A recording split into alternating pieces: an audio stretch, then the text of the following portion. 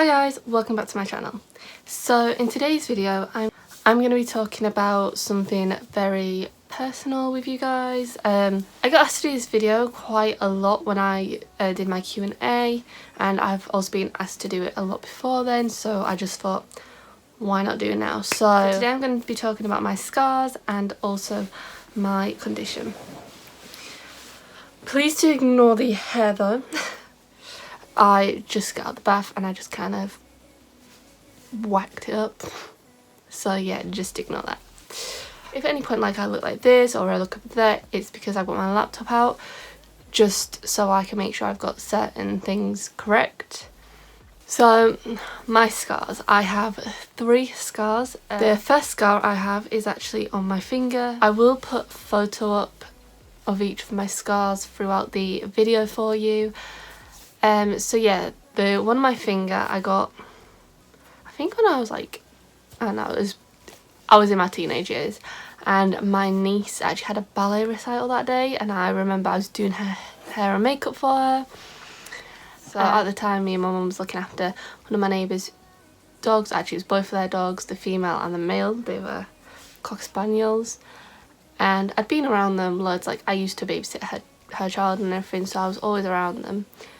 And the girl one was in here, and yeah, I don't really know what happened. Like I just remember, see, all I remember is like putting her food bowl down, and then I got his, went to put his down, and he just kind of went for my finger, and like he actually had both of these ones in his mouth, and like I had like a little scar there as well.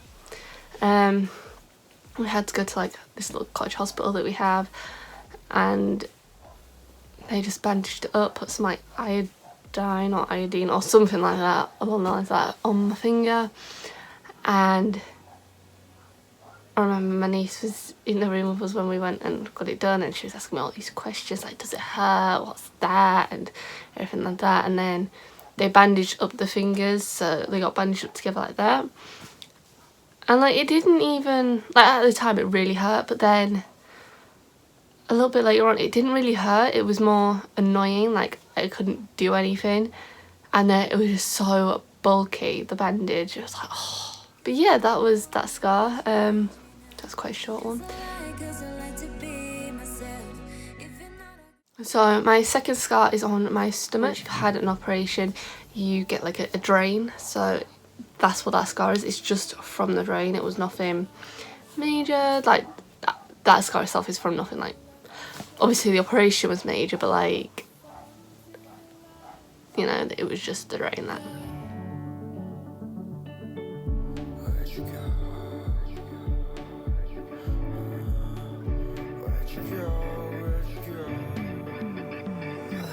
So my other scar,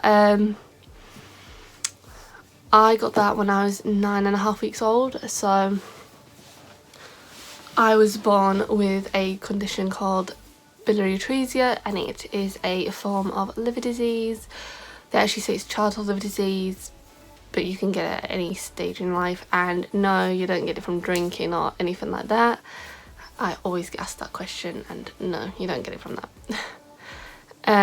It's something you're born with. So when I was born, first I was white, and then I started going jaundice. So obviously the doctors first thought, oh, baby jaundice, all this sort of stuff. And my mum kept saying, no, it's not that, like there's something wrong. And yeah, the doctors would not believe her for ages. And then I started going all different colours of Teletubbies, and someone finally believed her. And basically at the time, so our hospital was in Hull, but the London team wanted to do my operation because it just wasn't really done that much at that point. Like, and if it was done, a lot of babies with that didn't survive, unfortunately.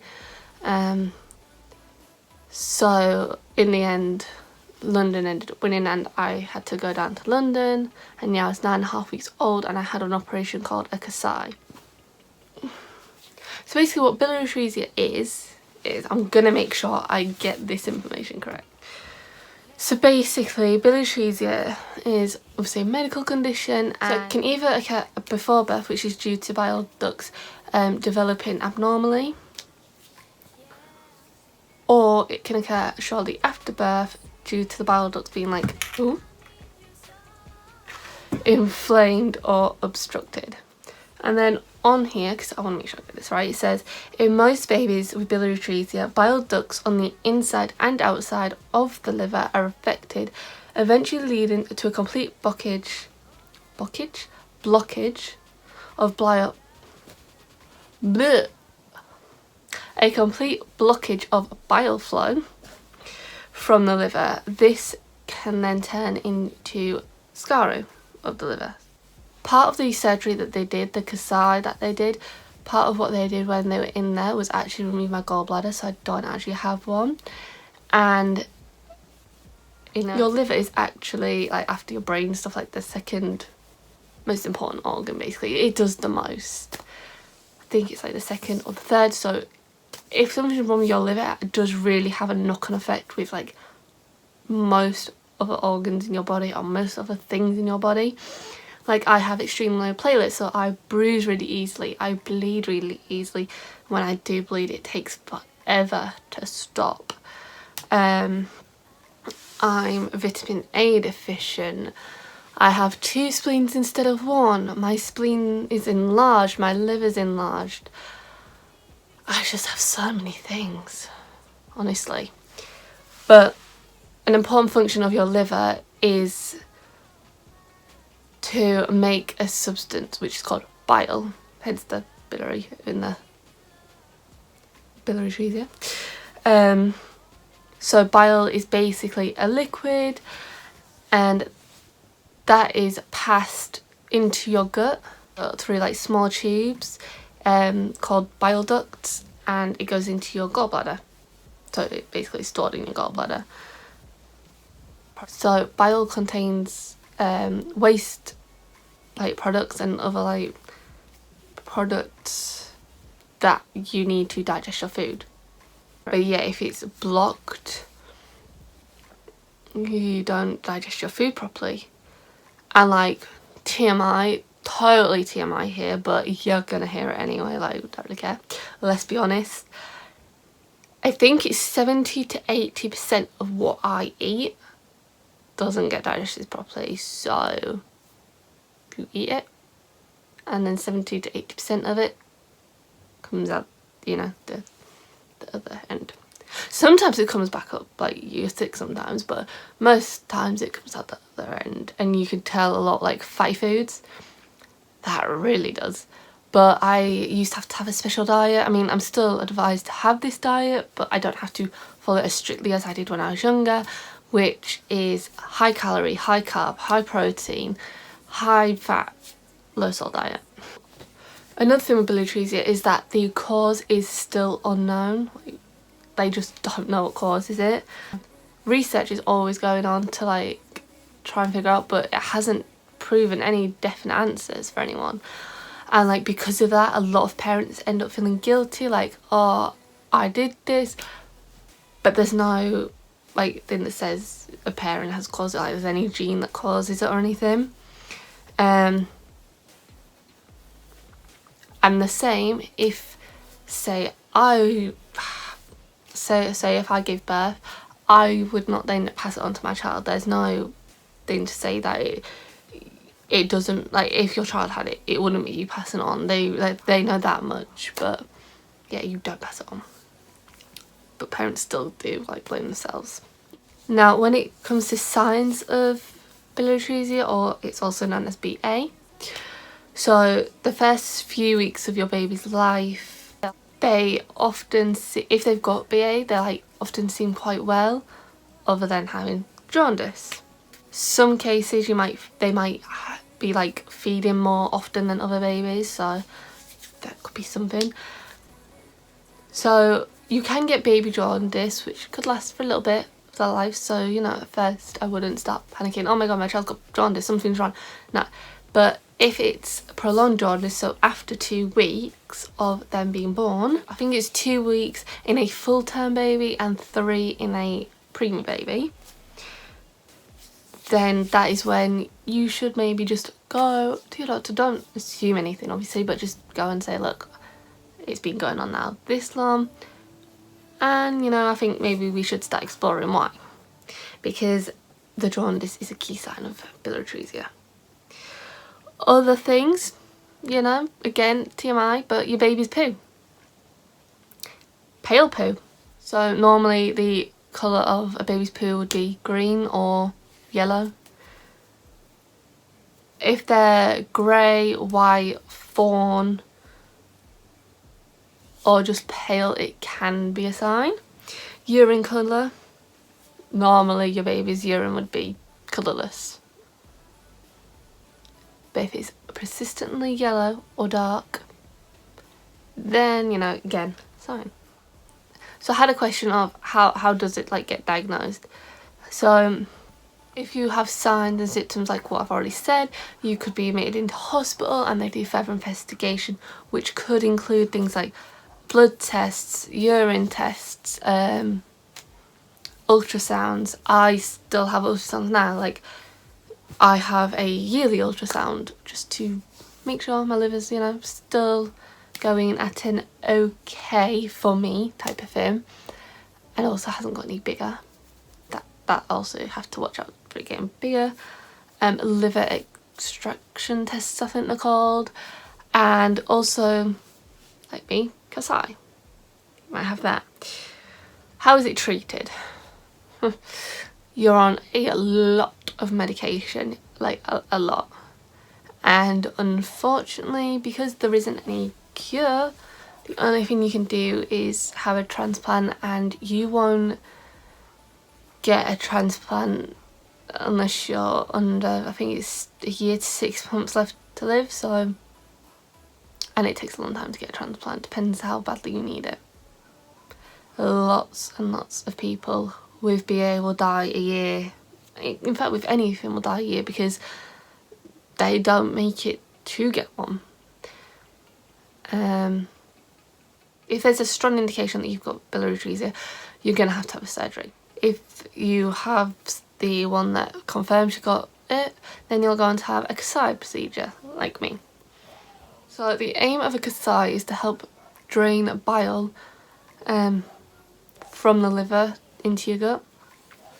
There is obviously complications to biliary atresia. I mean, you've got 10 to 20 babies out of 100 may have additional problems found in surgery, which could be multiple spleens. So I think it's pronounced polysplenism. So that's what I've got. You could have abnormal veins in the abdomen, heart defects. You could have an intestine that's not like curled up into the abdomen properly. If so, you'd have to have a surgery. As you're growing up, there could be issues, and I was always made aware of what issues there could be for me, and also how to try to help to prevent them. So one was cholangitis. You can get that. I've had that. I think I've had that twice. Definitely once in my adulthood I had acute cholangitis, and cholangitis is very dangerous anyway. And it says here is an infection of the bile ducts in the liver resulting in inflammation, but it can be very dangerous. So I was very lucky. Ascites, that is the one that always look out for. I always do. If I go for, so I'm doing walks in the minute, but I also know to make my body rest, because if I go too long of a walk, I get back and my legs are swollen. Like, you can't see my ankles. They look like ankles. Like, you just can't see them. In all honesty, you get so swollen so fast. And basically what ascites is it's an abnormal collection of fluid in the abdomen. Now, when you go to hospital, the first thing they always check are your legs and stomach swollen? 9 times out of 10, yes, my stomach's swollen. If my legs are, they go, okay, because yes, ascites can be in your stomach, but you also can get it like around your belly. Like, you can get edema as well, so that'll be the bit around your body. So always look out for edema. So I always look out for edema in my legs. And when my belly gets swollen, because my belly can go from being the size it is now, which I will put a picture up, to looking like I am 9 months pregnant. Trust me, in the space of under a minute. Like, I've been there before. Just been upstairs, mind my own business, stomach's fine. Literally by the time I've got from getting out of the bed down to the downstairs, I'm like, oh, I feel a bit heavy. Like, I feel really heavy. You feel so weighed down and your back starts aching, and I'm like, so I look down and my stomach is huge, and I go to my partner, my belly's big in it, and she's like, that's just gone huge. I know. I'm like, I know, tell me about it. It hurts. Like, it's not fun. It really does hurt. It does cause quite a lot of pain. Now, if you have ascites, like, if it's not just swelling, but if it's ascites, then it'll go, your stomach will go quite hard when they touch it. You'd have to have a needle in there and it would be drained. I have a thing about needles. I don't mind needles. I've had injections, like for my vitamin A. Growing up, I had to have them. That was fine. Blood tests. I'm used to blood tests, you know. I can tell you what, like, my veins have started to collapse because I've had that many blood tests in my life. But I can tell you which veins are good ones and which ones aren't. So I'm fine with needles, but it's needles near my stomach. Someone tells me they're gonna put a needle near my stomach, that is it. I'm out there. I'm like, nah. Okay, so basically, growing up, like I said before, I had to have a special diet. I also had to eat chocolate. Like, I was recommended to eat chocolate every day, and people are like, well, how? Why does that work? Well, because obviously, like, my special diet anyway, but because of my biliary atresia and everything, like, you don't always produce that hormone that makes you all happy and stuff, right?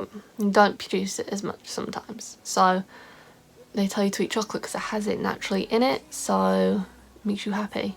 And it actually does. Chocolate makes me happy, so I just carry on eating it. I don't eat tons every day, I just eat like a little bit, and sometimes I do go days without eating it. And some days, there is days where I'm like, I probably should just eat some because I'm getting a bit crazy. Growing up with like a special diet was very hard. Like, some parents at school wouldn't want to invite you to like kids' parties because they didn't want the responsibility of you eating something, even though I knew what I couldn't eat. But I think I was 12, 14 by the time I got to have a bacon sandwich, like, yeah. So that was quite like hard, really. Being quite restricted on what you could and couldn't eat. Also what you could and couldn't do, because if you get knocked in the stomach, it could be quite dangerous. My mum and this person at like one of the hospitals in Hull, or part of the hospital in Hull, basically gave me this like guard thing, is what we called it, and it protected your stomach. So I got to learn to ride a bike, I got to go run around, I got to play, like, not that I like playing sports or anything, I'm not really a sporty kid, but you know, if I wanted to I could have, you know, that type of thing. Like, it just made it safer for me, so that helped a lot. It was quite hard growing up with it though, because like, you did get bullied because you was ill, you got bullied because I missed so much time at school, because it makes you exhausted. And like, even if you're not doing anything, you're exhausted. You just wake up and you're exhausted. You're like, I'm tired and I've just woken up. Some days I can sleep and sleep and sleep, and I used to suffer quite badly with staying awake tons and tons. Like, I could be awake for like 30 something hours plus. And I also had the opposite of being asleep for that long and just waking up for a week or something. That would be it. So I did suffer quite a lot with that, and it was very hard to always get into school because I felt ill, or I had appointments all the time. Like, I had my specialist, I had GP appointments because my immune system's so low, so I was always catching everything. I had ultrasound scans, I had blood tests, I had my dietitian, I had everything. When it comes to accepting having an illness, sorry, just had to get comfy, that took me on and off years to kind of fully accept. Like, there'd be days where I was like, I don't know why I do this, I don't know why I keep on fighting, and other days where I'm like, yeah, you've got to keep fighting. It does sometimes get to you, and you know, you can't say that it never does, because it does. You just have to always continue to make that effort to try and try and try. Even now you can get to me, like, there's certain stuff that I know I can't do, or there's jobs I know I can't do that I wish I could, but I can't because I know I wouldn't physically be able to, or health-wise be able to. So it does kind of get to you a lot, and it is quite hard sometimes, but you know, you just kind of got to think, I can either sit here and mope all day, or I can just live my life as much as I health-wise and physically can, which is what I try to do. When it comes to having the scars that I did when I was younger, I got asked that quite a lot, like, how did you deal with having scars growing up? Yeah, that was on and off very hard as well. I struggled a lot with my self-image when I was younger. And, like, some people don't like to see like little kids with scars, so you'd get asked to cover them up, or people just didn't like them, so they'd just make fun of you for it. I got bullied because I had scars. Like, I had days where I absolutely hate them. I didn't want anyone to see them. I didn't even want to see them. I would, when I got changed, I would make sure that I could not see any part of my scar when I did it. Sometimes I would even get changed in the dark. And there's other days where I was like the biggest advocate for them, you know. I think as I got maybe about 15, I started to accept them properly.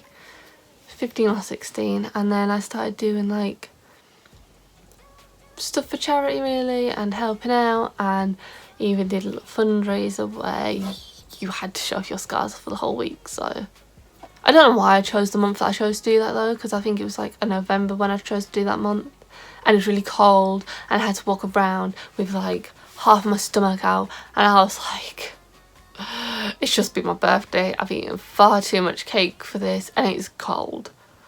But you couldn't stop because you had to do it for a whole week. So I was like, your scars are they're just part of you, so they won't make you you, they're what make you like a little bit unique. They tell your story.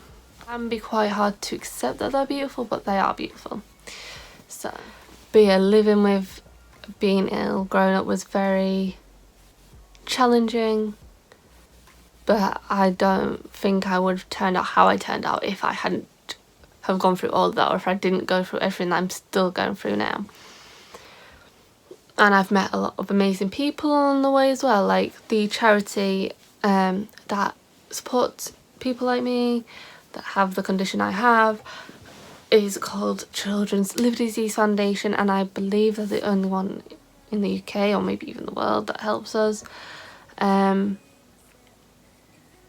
I went on a trip with them once, which was called Talk, Tell, Transform. If I can find the video, because we had to like do a video, like there was a group of us and we all had to do our own video. If I can find that, I will link it down below. I'm also going to link their details and little articles and stuff if I can find any for you guys. But yeah, that's pretty much my scars and a little bit about me with my illness, and also a bit about the illness itself. So I hope you guys enjoyed this video and that you enjoyed learning a bit more about me and what I go through and what I have. But yeah, I hope you guys enjoyed watching it, and I will see you on the next one. Bye guys.